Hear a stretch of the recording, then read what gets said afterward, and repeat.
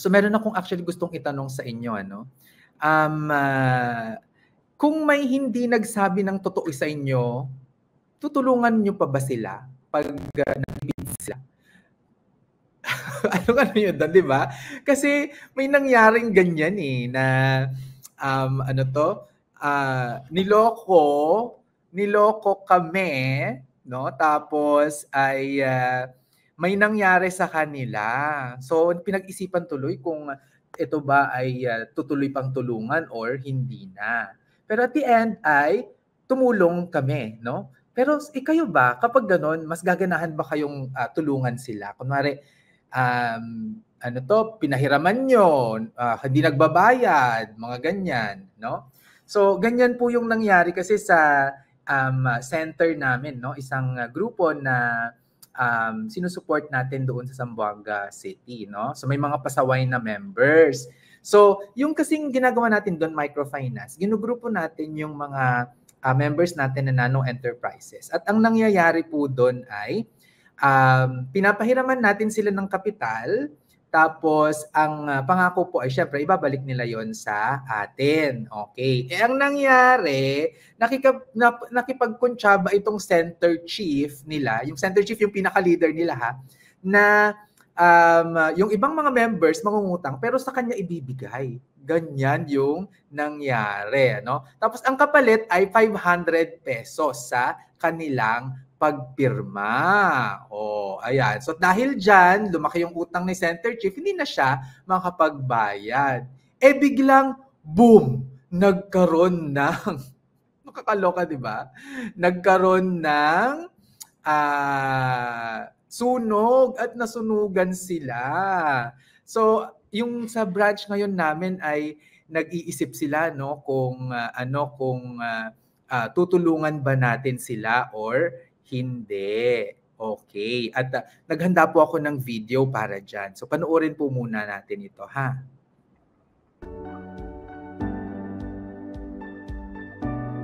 Ito yung relocation nila ngayon. Ayun, natatanaw nyo na yung mga nasunog oh.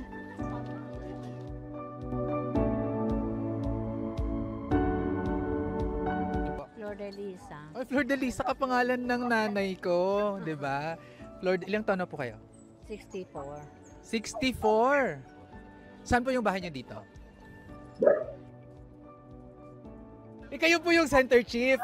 Ay nako, center chief. Mamaya tayo mag-uusap, ha? Mag-heart to heart tayo, ha? Ako pa. Ano pangalan mo? Bobby. Yung pera na ibinigay daw sa ibang mga members, ikaw talaga ang gumamit. Opo. So hindi mo naman siya dinideny. Ay, hindi ko nag-deny, sir. Oo. Pero bakit naman gano'n ang nangyari? Bakit? So sandali. So sino yung mga nag-pretend na binigay naman pala sa kanya? Ha? Sino yung mga yon? Oo, ikaw. Okay. Ikaw din. Kasi ang all along, ang akala namin, ikaw yung kumuha. Tapos nung sinisingil ka na nila, sabi mo, ay kay Rosemary na. Tapos sabi kay Rosemary, sisingil, ay wala na, naundang na. Sir, parang tulong lang sa kanya, sir. Okay. So, tulong sa kanya, ngayon, nagka-problema siya, nakatulong ka ba? Ha? So, hindi kasi ganito yun eh. Akala natin minsan nakakatulong tayo pero baka mas hindi tayo nakakatulong, no? Kasi sa totoo lang, hindi naman talaga solusyon ng utang. Hindi po talaga solusyon ang utang, no? At yan yung itinuturo namin sa SEDP. Sana yung araw ito ay simulan ng bagong relationship natin with SEDP. At gusto kong ipakita na kahit na may masama kayong ginawa sa SEDP, 'di ba, Bobby? Nandito pa rin kami.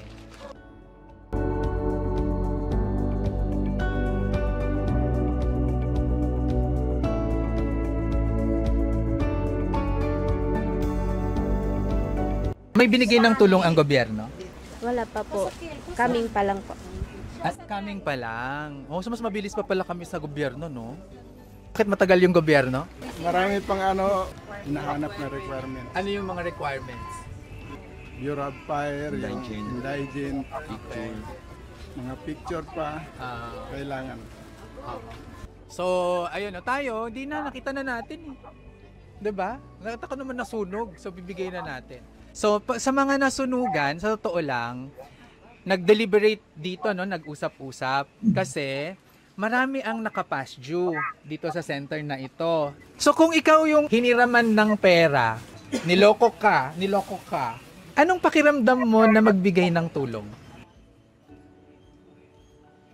Magbibigay pa ba kayo ng tulong? Kung kayo lang, sasabihin nyo siguro, ay buti na nangyari yan sa kanila. Pero sa SEDPI, hindi ganyan. Hindi ko kayo sususukuan, Bobby. Ha? So parang sabi nila, sir, ibibigay pa ba natin yung benepisyo? Niloko tayo. Pero ang sabi ko, una, hindi natin masusolusyonan ang isang bagay, ang isang maling bagay, ng isa ulit na mali. Mayroon tayong ibibigay din na sa bawat nasunugan na member ay 5,000 pesos. Salamat po. Ha? Maraming pong salamat. Salamat, ha? Thank you, sir. So, uulit ka pa naman. Hindi na, sir. O, sinong una kong bibigyan? Ay, nako, Bobby! Ayan. Ha? Thank you very much talaga, sir. Abukoy. Yes. Next. Sir, salamat sir kahit nakadelay kami nakatanggap. Bakit ka na-delay? Walang trabaho. Walang trabaho. Okay lang yan. Basta, huwag tayong susuko. Flor de Lisa. Ayan. Pero yun, alam ko na mahirap ang buhay, so magtutulungan tayo. Tapos, no? Bigla na lang, ay, biglang hindi na. So Rosemary, ano lang gagawin natin ngayon? So from this point forward, anong gagawin natin? Ang gagawin Kuya. natin, tutuloy natin, magbabayad uli ang mga account natin. I hope ito na yung lowest point ng buhay nyo. Para wala nang pupuntahan kundi pataas.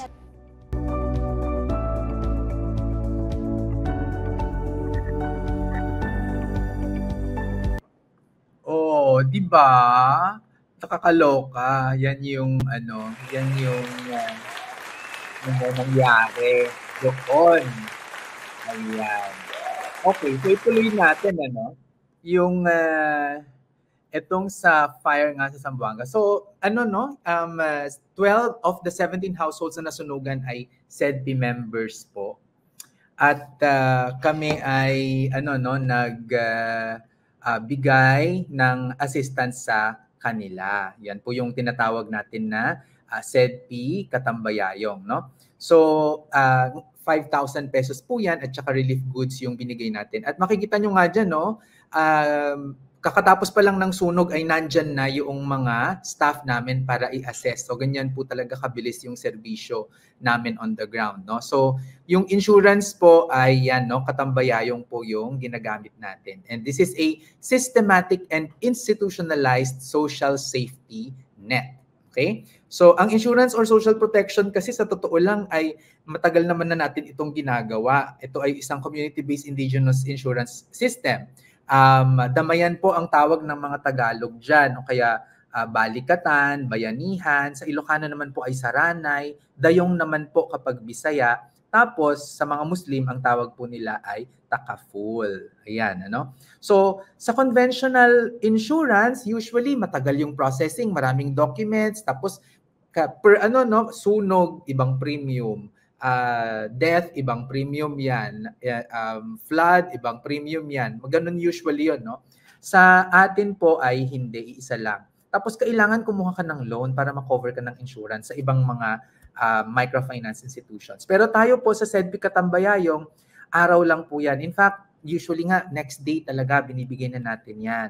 Kasi ang prinsipyo po natin ay tao bago dokumento. Okay? And one membership fee lang po ang binabayaran for multiple benefit coverage ang binibigay. At hindi po required na mag-loan. Kasi naku naman talaga ay galit sa loan. Sa totoo lang, hindi ko siya ganun ka-carry.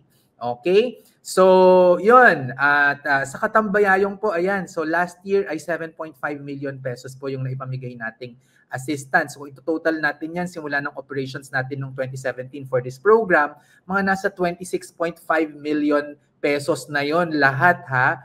Hindi siya birong amount, no? 26.5 million. Ikinayaman ko na sana siya, no? $500,000 din yun. pero mas masarap talaga sa pakiramdam yung nakakatulong ka. Sabi nga ni ARS, OFW, no? ARS OFW. Sa Biblia nga nakalagay kay maligaya ang mapagbigay. Ay, sabi ni Einstein, mabuhay daw ako. Actually, mabuhay ang SEDPI, hindi po ako, no? Kaya salamat po at sinasamahan niyo ako sa aking advokasya. So yan, sabi rin ni Grace, kung na-inspire kayo, pwede rin kayong tumulong ha, kasi yun nga, pwede kayong maging social investor. Yun pong i-invest ninyo, yun po yung pondo na panggagalingan para ipahiram natin sa mga members natin. Ayan. O si Allison sabi niya, si Alan sabi niya, no X, bad shot na yan sa akin. Wag naman ganon, di ba? Paano kung ikaw yung nalagay sa sitwasyon na yon, di ba? So, iba pa rin yung nakakatulong tayo, no? So, pero lalagyan mo rin ng limit. Huwag ka dapat magpapaabuso. Yun yung dapat na isaalang-alang natin. Okay? So, last year din, nung tinutal ko parang nasa mga 4,600 members natin yung naka-benefit lahat. Okay? So, ako po si Sir Vince, ang inyong financial guru, nagsasabing ang pagyaman na pag-aaralan at napagtutulungan. Ayan, dahil nga sunog yung pinag-uusapan natin, tuloy ko na ang discussion tungkol sa fire insurance. So, ano ba yung fire insurance? So, yung fire insurance, ito ay non-life, no, na type ng insurance that can protect us against losses and damages other than those covered by the life insurance, no? So kasi merong life at saka non-life. So non-life itong fire insurance, it is a subset of property insurance, okay? At it shall yung covered nito ay ang mga sumusunod. So meron tayong residential or commercial buildings, no? Complete or either in construction, okay pa 'yon, no? Yung contents niyan, yung furniture, yung business equipment, yung mga kagamitan mo dyan, personal effects, pwedeng i-cover yan. Yung structures din yan, no, that are disjointed from the main building. So, kunwari, meron kang garahe na hindi naman kadugtong ng bahay mo, covered pa rin yun, no? Tapos yung mga sasakyan, kung nakapark doon sa parking mo or sa harap ng bahay mo, pag nasunog yon at dahil sa sunog ng bahay, kasama yon, ano? Ang hindi covered ay mga masusunog na pera at saka mga alahas, no? Even if they are found inside the property. Yan, okay? So ano yung mga factors na nag-a-affect sa insurance premium? So yung location, no? Actually, itong mga sa community na pinakita natin sa Zamboanga, no? Makita na naman yung community doon ay hindi talaga siya i-cover usually, no? Kino-cover usually ng mga ng mga formal insurance companies, yung mga commercial insurance companies, dahil considered sila na high risk, light materials yung gawa, tapos dikit-dikit yung mga bahay, ganyan. Pero sa amin nga, sila nga yung vulnerable, sila yung may kailangan. And we are not here for the profit. Sabi ko nga ikinayaman ko na sana yun, no? Yung $500,000 to yun. Imagine mo 2017, no? Mula nun. Kasi yung membership fee na yan, pwede naman na income na lang ng SEDPI. Pero pinili po natin na hindi, no? So, yun. Yung construction din niya, no? So, kung light materials yan, ganyan, medyo tataasan nila yung premium. Tapos yung occupancy, sino yung tumitira dyan, kasi kung mas marami yung tao dyan, usually mas mataas yung babayaran mo. So is it residential, industrial, warehouse, or general use? Okay? So where do we get fire insurance? So meron po dyan sa Climbs. So papakita ko sa inyo mismo kasi itong Climbs po ay ang cooperative life insurance ng mga kooperatiba, and ito talaga yung po-promote ko, 'di ba? Meron din sa GSIS, no, Home Shield Fire Insurance Program, pero hindi ko alam kung paano siya i-avail. Tatanong ko yung mga friends natin sa GSIS, no? Mga micro-insurance providers and other private insurance companies. So ito po yung building natin sa sa Mindanao, yung sa Rosario na head office natin. Ito yung policy mula sa Climbs na kinuha natin. Ano? So, zoom in lang tayo para makita natin ano yung coverage. So, makikita nyo dito mismo, no? So, yung buo na foundation niya ay yan, no? 4 million pesos. No? So, yan yung coverage niya. So, magkano yon? Kung yung building lang mismo, no, for the fire, okay. So, meron tayong 13,824 na babayaran. So, 4 million kasi yung pina-appraise natin, yan yung itinalagang napag-agrihan na amount na i-cover sakaling masunog yung property. So, 4 million pesos. Okay? So, yan. Tapos, so yan lang yung sa fire, 13,000 pesos per year. So, syempre, gusto rin namin magpa-cover ng iba pa, no? Sa earthquake, sa burglary, hindi siya covered, no? So, sa flood and typhoon, sa mga riot, strike, and malicious damage, sa mga extended coverage niya, no?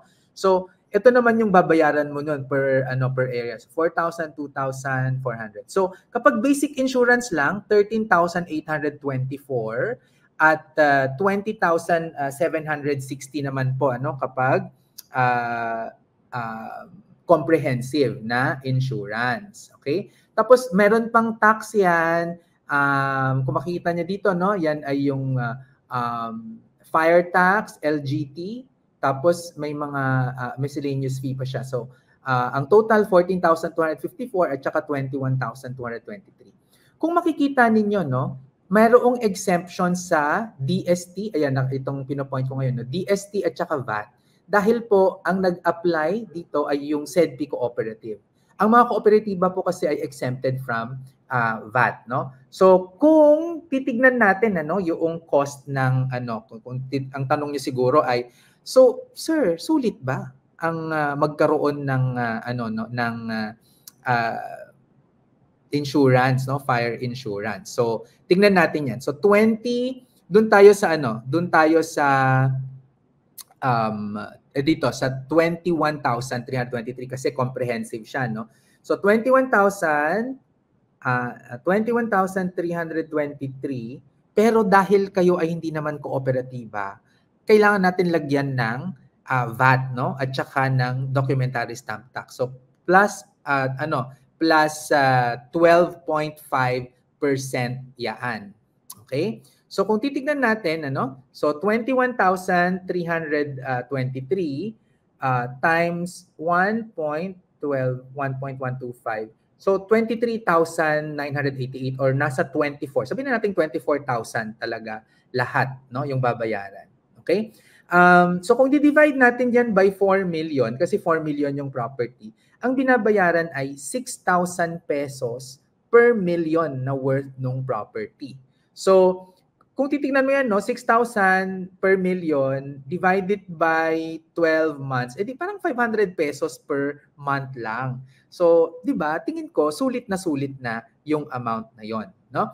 So, 500 yan, 500 per millions. Pero kung kunwari, kalahating milyon yung bahay mo, 'di ba? So, 250 pesos lang 'yan. So, times divided by 2, per month times 12, 3,000 pesos per year yung babayaran mo. So, I think maganda na kumuha tayo ng fire insurance natin. Kasi yun nga, yung fire insurance natin ay at saka yung comprehensive kasi yung comprehensive na insurance natin, ito po ay protection natin, no, sa mga sakuna. Okay? Para makakatulog tayo ng mahimbing pa rin. Okay? So, yan yung ating property insurance. Okay? So, yan yung property insurance natin, no?